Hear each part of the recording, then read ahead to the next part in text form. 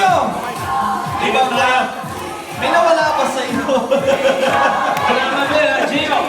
Bagong lahat, ang sinasabi nila, ang sa mga tinathank you mo talaga is you were given a second chance in life.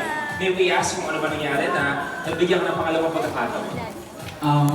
Second life ko na po ngayon dahil when I was like 7 or 8 years old po natin, nandun po ako sa pool.